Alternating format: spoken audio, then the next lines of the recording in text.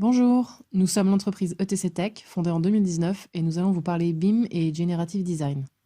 ETC Tech fait de la recherche, du développement informatique et du consulting à l'attention de tous les corps de métier du BTP.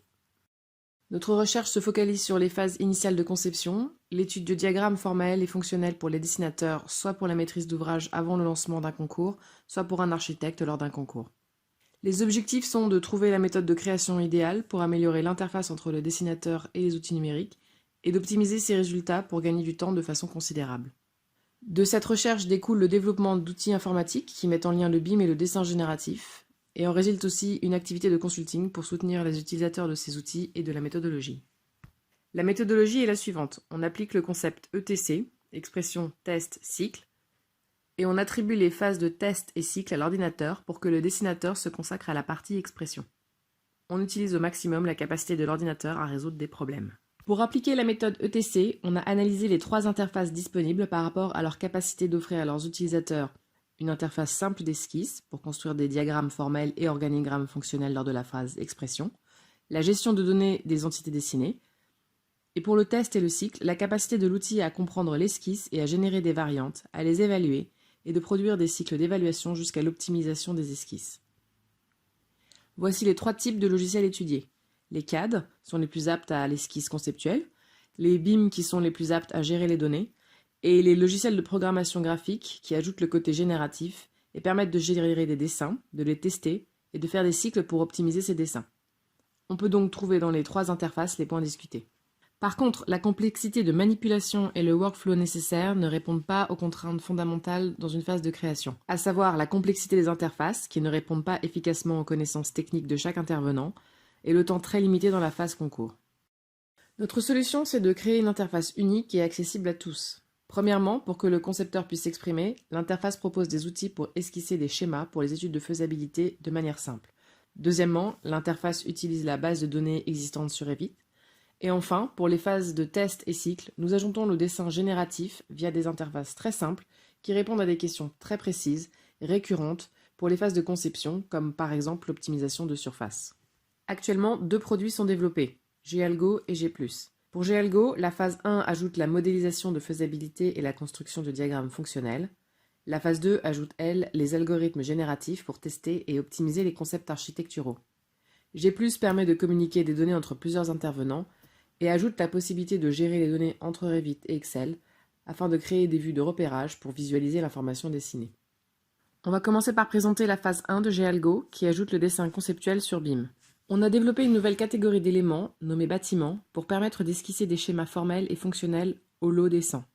Plus qu'un volume conceptuel, cette catégorie est comprise par le logiciel comme un bâtiment entier, qui comprend en lui-même des paramètres de surface de circulation, des linéaires de façade, etc. Cette catégorie est déclinée dans les types correspondant à des typologies de bâtiments. On peut personnaliser à l'infini des types qui, selon leur configuration en plan, pourront être attribués à des typologies de bâtiments. Voici des exemples à gauche de représentation en plan et à droite la représentation 3D de la famille bâtiment. Nous pouvons trouver des typologies de tertiaires avec une circulation centrale, des typologies d'équipement avec un noyau central de locaux aveugles, des typologies mixtes et plus. Voici une petite vidéo de démonstration pour vous montrer la souplesse de cette entité.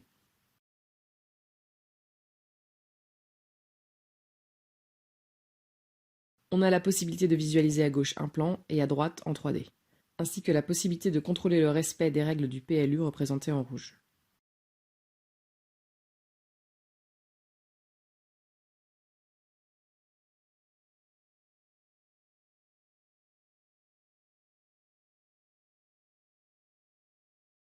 On peut créer à l'infini des types en ajoutant des couches verticales, circulation, noyau aveugle, surface éclairée, et les appliquer à différentes zones du projet.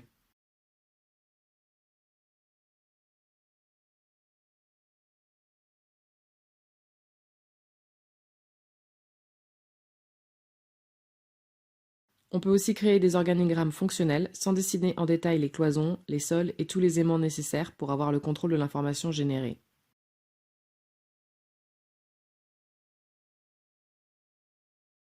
Nous avons aussi à droite des légendes pour contrôler les écarts entre l'information dessinée et l'information du programme. On part de la division de ces éléments selon les pièces du programme avec des outils automatisés. Ils placent, déplacent et permutent des zones entières du bâtiment. Ces outils nous permettent d'obtenir des organigrammes comme celui qui s'affiche. On obtient l'étude formelle et fonctionnelle du bâtiment sans dessiner toutes les entités, murs, cloisons, etc.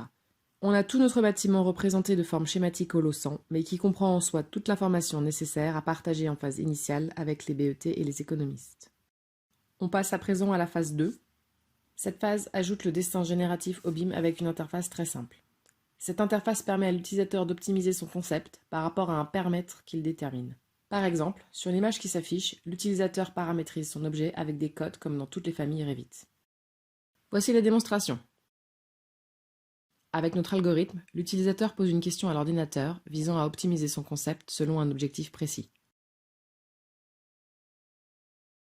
L'utilisateur demande de créer un jeu de variantes de son esquisse. Il donne le paramètre et la valeur cherchée, les paramètres variables du dessin, en tenant compte des contraintes, comme par exemple ici le PLU, affiché en rouge dans l'image. L'algorithme génère des solutions, les teste et présente les meilleures solutions optimales en forme de variantes. Certaines seront uniquement des variations simples du dessin initial,